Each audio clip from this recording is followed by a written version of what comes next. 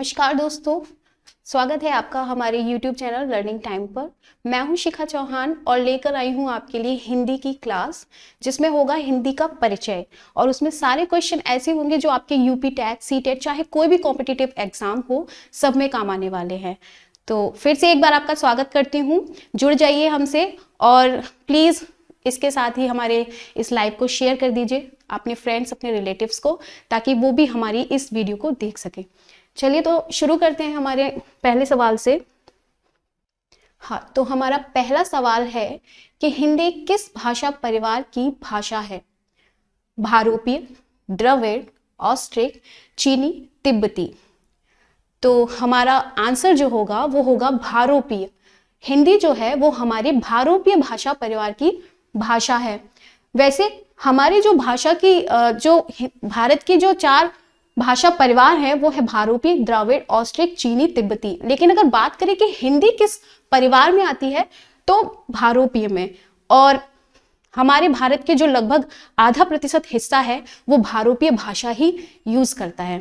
तो इसमें हमारे चाहे हिंदी हो, चाहे संस्कृत, पाली, इस तरीके की भाषाएं जो हैं वो हमारे भारोपी में है। सबसे ज्यादा जो जिस भाषा परिवार की भाषा यूज की जाती है वो भारोपी है। और सबसे कम परसेंटेज देखा जाए तो वो है चीनी तिब्बती। 0.7% जो है वो हमारा चीनी तिब्बती का यूज किया जाता है। और भारोपी की बात करें तो 75% भारत का जो हिस्सा है वो भारोपीय भाषा यूज करता है। चलिए चलते हैं दूसरे सवाल की तरफ। भारत में सर्वाधिक बोले जाने वाली भाषा कौन सी है? तो सर्वाधिक बोले जाने वाली भाषा जो है वो है हमारी हिंदी। अभी मैंने आपको बताया था कि जो भारोपीय परिवार है उसमें हिंदी आती है और हिंदी सबसे ज्यादा हमारे भारत में सबसे ज्यादा बोलने वाली भाषा है, तो हम हिंदी पर टिक करेंगे। चलते हैं दूसरे सवाल की तरफ। हिंदी भाषा का जन्म हुआ है अपभ्रंश से, लौकिक संस्कृत से, पाली प्राकृत से या वैदिक संस्कृत से? तो हमारा आंसर होगा अपभ्रंश से।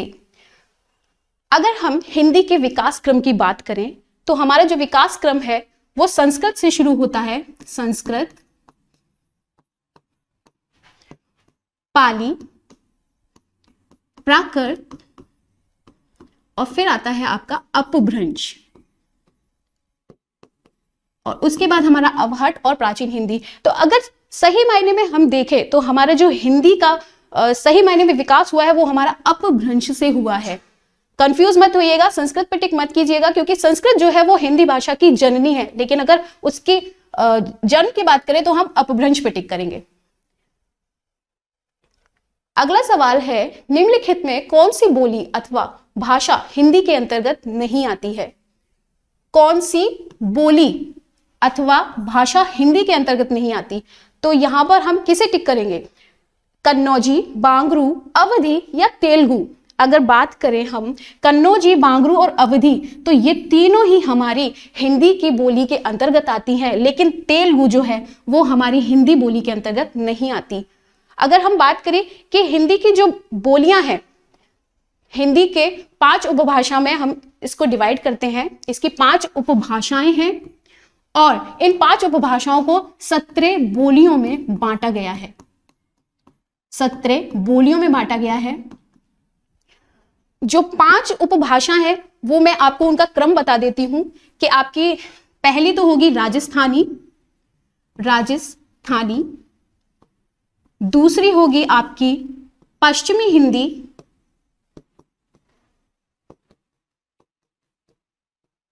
और थर्ड आपकी पूर्वी Hindi, fourth Bihari and fifth आपकी पहाड़ी।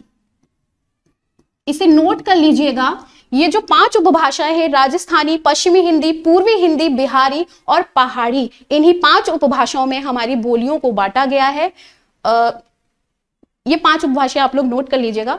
तो कन्नौजी, बांगरू और अवधी ये तीनों ही हमारी इन 5 उपभाषाओं में आती हैं, लेकिन तेलुगु जो है वो हमारी बोली के अंतर्गत नहीं आती। चलिए नेक्स्ट क्वेश्चन की तरफ। हिंदी की विशिष्ट बोली ब्रज भाषा किस रूप में सबसे अधिक प्रसिद्ध है? ब्रज भाषा, जैसा कि नाम से ही कुछ समझ में आता है कि ब्रज भाषा जो है वो हमारे कवि यूज किया करते थे, जो हमारे कृष्ण काल भक्ति के, जो कृष्ण भक्ति काल के जो साहित्य रचते थे, जो कविताएं रचते थे, जैसे हमारे सूरदास हुए, गुप्तदास हुए, वो हमारी ब्रिज भाषा यूज करते थे। और जो ब्रिज भाषा है वो हमारी मथुरा, आगरा के आसपास के क्षेत्रों में बहुत यूज की जाती है।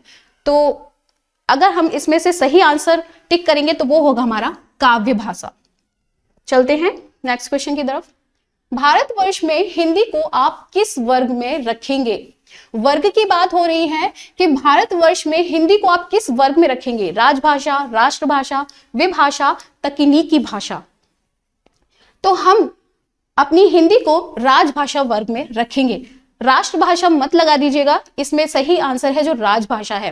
राजभाषा का अर्थ क्या है? राजभाषा का अर्थ है राजकाज की भाषा। जितने भी सरकारी कार्य किए जाते हैं जिस राज्य के, या जितने भी राजकीय कार्य होते हैं वो हमारे जिस लैंग्वेज में किए जाते हैं, तो हमारे जो भारत में जो सरकारी कार्य किए जाते हैं वो सारे हिंदी में किए जाते हैं, तो हम इसलिए यहाँ पे इसको राजभाषा चूज करेंगे। ठीक है, चलिए।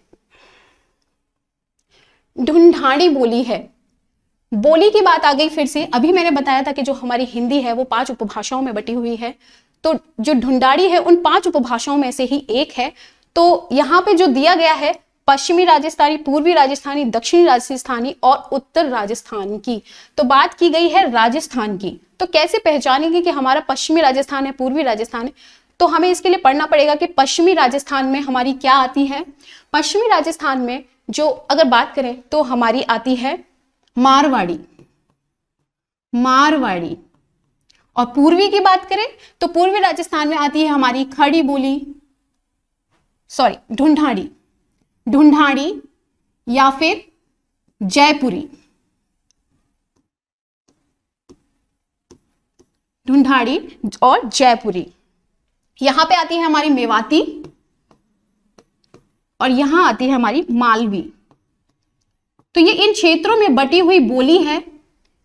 पश्चिमी राजस्थान में आपकी मारवाड़ी बोली जाती है, पूर्वी राजस्थानी में आपकी ढूंढाड़ी बोली जाती है और दक्षिण राजस्थानी में मेवाती और उत्तरी राजस्थान की मालवी।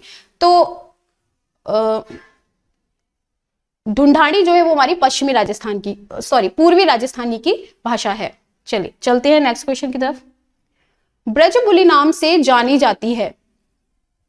ब्रजबुली जैसा कि नाम ही है आगे ब्रज, तो ब्रज से हमें पता चलता है कि ये ब्रज भाषा है। तो ब्रज भाषा है, जब ब्रज भाषा में साहित्य रचनाएं लिखी जाने लगी तो इसका नाम बंगाल में क्या पड़ गया? ब्रजबुली पड़ गया। और ब्रजबुली जो है उसको हम पुरानी बांग्ला भी कहते हैं। देवनागरी लिपि में लिखी जाती है कौन सी भाषा देवनागरी लिपि में लिखी जाती है? गुजराती, उड़िया, मराठी, सिंधी। तो हम टिक करेंगे मराठी। तो सबसे पहले मैं आपको बता देती हूँ कि लिपि क्या होता है। लिपि जो भी लिखित सांकेतिक होते हैं जिनसे हमें उनके विचारों या भावों का प्रकट समझ में आता है कि वो जो लिखित सांकेतिक है वो क्या लिखा है, तो उससे हमें समझ में आता है कि वो एक लिखित संकेत है, वो लिपि कहलाती है, चाहे वो किसी की भी लिपि हो। तो हमारी जो हिंदी आती है वो देवनागरी लिपि में आती है और देवनागरी लिपि जो है वो बाएं से दाएं लिखी जाती है। जैसे हमारा आ, बड़ा आ और जितने भी हमारे लिखित सांकेतिक हैं वो हमारे देवनागरी लिपि में आते हैं। तो इसीलिए देवनागरी लिपि में हमारी हिंदी भी आती है, हमारी संस्कृत आती है, पाली आती है, प्राकृत आती है, मराठी आती है और भी कई ऐसी भाषाएं हैं जो हमारी देवनागरी लिपि में आती हैं। चलते हैं 10वें सवाल की तरफ। एक मनई के दुई बेटवे रहिन, ओह मो लहरा अपने बाप से कहिस, दादा धन मो जवन हमर, बखरा लागत होए तवन हमका दैत। तो ये कुछ लाइंस यहाँ पर दी गई हैं। ये एक भाषा है, एक बोली है जो आपको पहचाननी है कि ये किस अवतरण की हिंदी की किस में बोली में आती है। तो यहाँ पे जो है इसे हम अवधि पे टिक करेंगे क्योंकि ये एक अवधि की बोली है, ये अवधि में बोली जाती है। बात करते हैं निम्नलिखित में कौन सी भाषा संस्कृत भाषा की अपभ्रंश है। संस्कृत भाषा की अपभ्रंश है, तो मैंने अभी आपको हिंदी का विकास क्रम बताया था, जैसे संस्कृत, पाली, प्राकृत। तो संस्कृत के बाद जो हमारी भाषा आती है वो अपभ्रंश वो है पाली। तो हम संस्कृत के बाद पाली को टिक करेंगे। संस्कृत भाषा की जो अपभ्रंश है वो पाली है। अधिकतर भारतीय भाषाओं का विकास किस लिपि से हुआ है? जो हमारी भारतीय भाषाएं हैं वो हमारी ब्राह्मी लिपि से हुई हैं और उसी से हमारी देवनागरी लिपि आई है। तो जो भारतीय भाषाओं की बात करें कि जो इनकी लिपि का जो विकास हुआ है वो हमारा ब्राह्मी लिपि से हुआ है। चलते हैं आगे। हिंदी भाषा किस लिपि में लिखी जाती है? अभी मैंने देवनागरी लिपि के बारे में बताया था कि देवनागरी लिपि में हमारी संस्कृत, मराठी, इस तरीके की लैंग्वेज आती है, उसमें हमारी हिंदी भाषा भी आती है। तो यहां पे हम देवनागरी को क्लिक करेंगे। वर्तमान हिंदी का प्रचलित रूप है, जो हमारी हिंदी है उसका वर्तमान प्रचलित रूप क्या है? अभी जो हम बोलते हैं वो कौन सी हिंदी बोलते हैं? वो हमारी है खड़ी बोली। ज्यादातर हमारे जो भारत में लोग हैं वो खड़ी बोली का इस्तेमाल करते हैं और जो साहित्य वगैरह भी लिखे जाने लगे वो हमारे खड़ी बोली में लिखे जाने लगे। चाहे वो नाटक हो या कोई भी रचना हो, उसे खड़ी बोली में लिखा जाने लगा। चलते हैं 15वें सवाल पर। हिंदी भाषा की बोलियों के वर्गीकरण के आधार पर छत्तीसगढ़ी बोली है। छत्तीसगढ़ी बोली, अभी मैंने जो 5 उपभाषाएं बताई थी, तो छत्तीसगढ़ी जो है वो हमारी है पूर्वी हिंदी की। तो हम पूर्वी हिंदी को टिक करेंगे। पूर्वी हिंदी में हमारी आती है छत्तीसगढ़ी, अवधी और बघेली। कौन कौन सी? एक तो छत्तीसगढ़ी, अवधी और बघेली। तो हमारी ये 3 जो बोलियां हैं वो हमारी पूर्वी हिंदी में आती हैं। चलते हैं 16वें सवाल पर। निम्नलिखित में कौन सी पश्चिमी हिंदी की बोली नहीं है? अभी हमने पूर्वी हिंदी के बारे में जाना। पश्चिमी हिंदी के जैसे मैं आपको बता दूं, आपकी खड़ी बोली आती है, बांगरू आती है, कन्नौजी आती है और बुंदेली आती है। तो यहाँ पे देखते हैं हमारी बुंदेली भी है, कन्नौजी भी है, ब्रज भी है, लेकिन बघेली जो है अभी मैंने आपको बताया था कि हमारी पूर्वी हिंदी की है। नोट करते जाइएगा, पूर्वी हिंदी जो थी हमारी बघेली, अवधी और छत्तीसगढ़ी थी, जबकि पश्चिमी हिंदी में हमारी बुंदेली, ब्रज, कन्नौजी, बांगरू, खड़ी बोली आती है। तो यहाँ पे पूछा गया है कौन सी बोली नहीं है, तो हम यहाँ बघेली पर टिक कर देंगे। चलते हैं नेक्स्ट क्वेश्चन पर। भारतीय संविधान में किन अनुच्छेदों में राजभाषा संबंधी प्रावधानों का उल्लेख है? बात करिए अगर अनुच्छेदों की, तो राजभाषा संबंधी प्रावधान किस अनुच्छेद में है? तो यहां हम टिक करेंगे 343 से 351 तक में। क्यों? जितने भी हमारे राजभाषा संबंधी बातें की गई हैं, चाहे वो संघ की राजभाषा हो या राजभाषा विकास के, हिंदी विकास के अनुदेश के बारे में हो, वो सारे हमारे 343 से 351 के बीच में आते हैं। 343 में हमारे संघ की राजभाषा के बारे में बताया गया है और लास्ट 351 में हमारे हिंदी के विकास के बारे में बताया गया है। तो चलिए चलते हैं हमारे नेक्स्ट क्वेश्चन की तरफ। दक्षिणी भारत हिंदी प्रचार सभा का मुख्यालय कहां पर स्थित है? तो दक्षिणी भारत हिंदी प्रचार सभा का जो मुख्यालय है वो हमारा चेन्नई में है। नेक्स्ट क्वेश्चन, हिंदी भाषा के विकास का सही अनुक्रम कौन सा है? मैंने आपको स्टार्टिंग में बताया था हिंदी विकास का जो अनुक्रम है वो हमारा संस्कृत से स्टार्ट हुआ है, संस्कृत से पाली, पाली से प्राकृत, प्राकृत से अपभ्रंश। तो अगर हम यहां पर देखें तो हमारा सही ऑप्शन जो होगा वो होगा, संस्कृत नहीं दिया गया है तो हम पाली से स्टार्ट करते हैं, पाली, प्राकृत, अपभ्रंश और हिंदी। यहां से हमारी हिंदी स्टार्ट हो गई है, तो सही जो आंसर होगा वो हमारा होगा पाली, प्राकृत, अपभ्रंश और हिंदी। संविधान के अनुच्छेद 351 में किस विषय का वर्णन है? अभी हमने 343 से 351 वहां पे अनुच्छेद की बात की थी कि 343, 351 हमारे राजभाषा के प्रावधानों के बारे में बताया गया है। तो अगर बात करें 351 की, तो यहाँ पे हमारे हिंदी के विकास के लिए निर्देशों के बारे में बात की गई है। इसमें बताया गया है कि संघ का कर्तव्य होगा कि इसमें हिंदी का विकास किया जाए, हिंदी के विकास को बढ़ावा दिया जाए। ठीक है, तो चलते हैं नेक्स्ट क्वेश्चन की तरफ। ब्रज भाषा है, अभी मैंने आपको बताया था पूर्वी हिंदी और पश्चिमी हिंदी। तो पश्चिमी हिंदी में हमारी आती है ब्रज भाषा, तो यहां पे हम टिक कर देंगे ब्रज भाषा। मगही किस उपभाषा की बोली है? जो 5 उपभाषाएं थी उसमें हमारी एक बिहारी भी थी, और बिहारी में हमारी आती है मगही, भोजपुरी।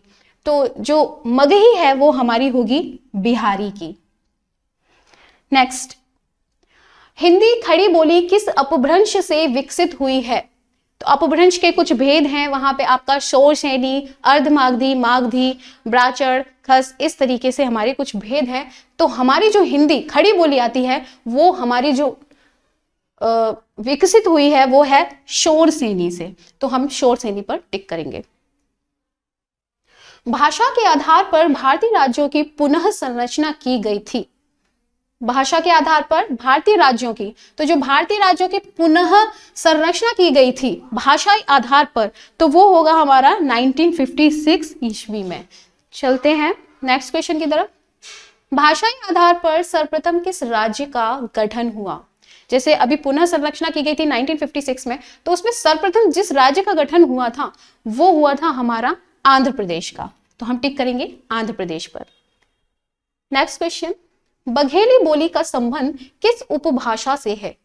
बघेली, छत्तीसगढ़ी, अवधी, बघेली। अभी मैंने आपको बताया था ये जो बोली है वो है हमारी पूर्वी हिंदी की।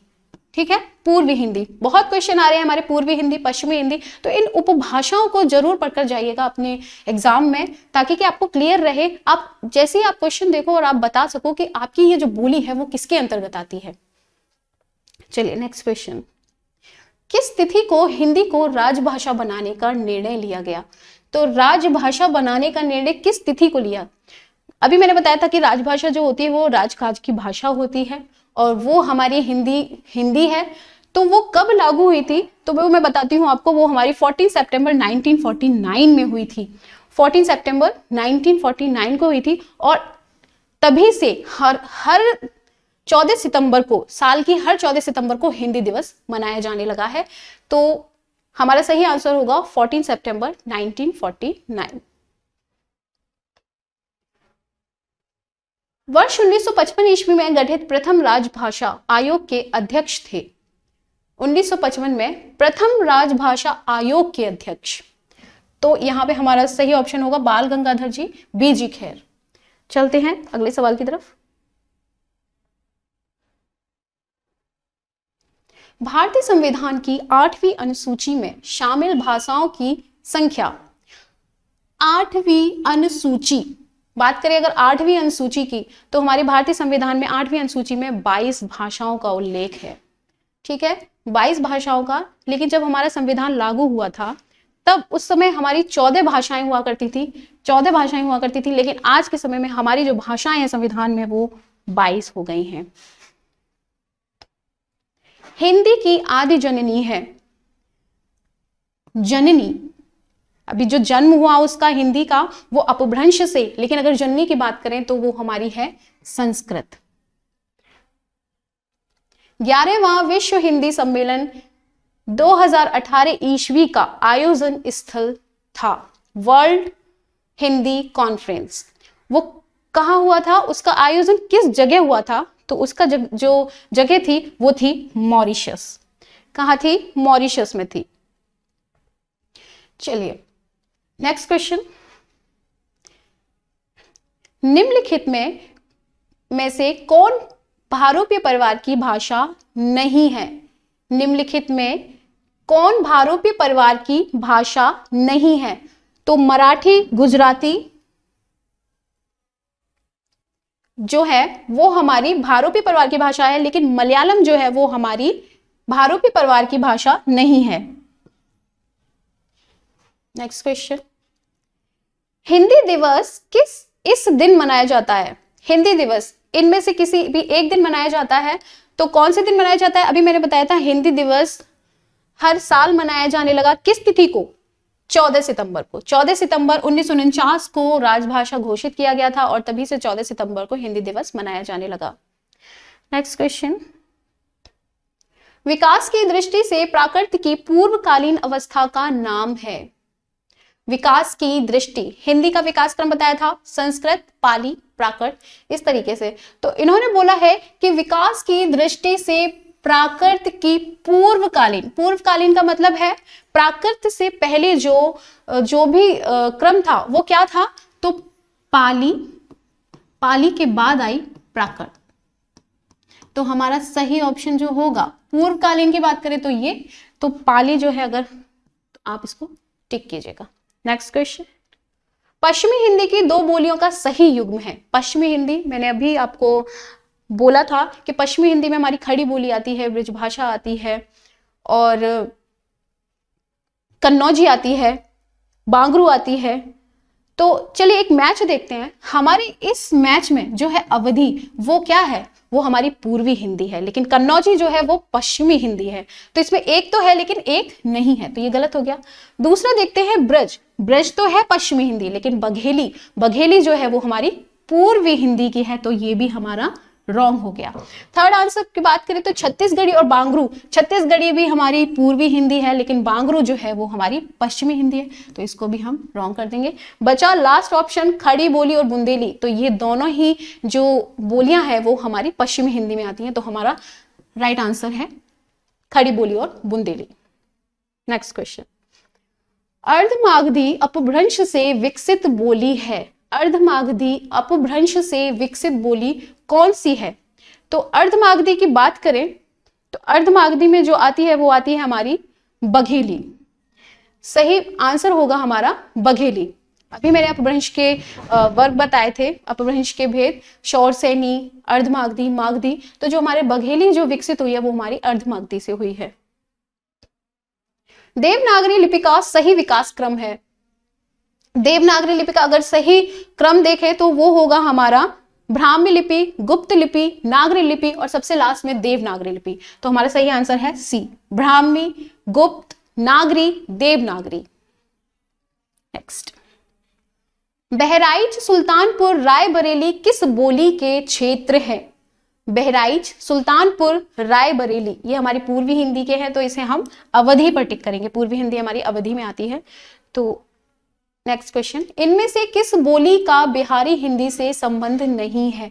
बिहारी हिंदी, बिहारी के अंदर जो आती है हमारी भोजपुरी आती है, मगही आती है, मैथिली आती है, लेकिन जो अवधि है वो हमारी पूर्वी हिंदी में आती है, तो हम ए पर टिक करेंगे। नेक्स्ट क्वेश्चन, 14 सितंबर 1949 को भारतीय संविधान सभा ने हिंदी को भारत संघ की कौन सी भाषा का दर्जा दिया है? 14 सितंबर 1949 को भारतीय संविधान सभा ने हिंदी को भारत संघ की कौन सी भाषा का दर्जा दिया है? तो वो है हमारा राजभाषा। इसका सही आंसर क्या होगा? राजभाषा। क्वेश्चन,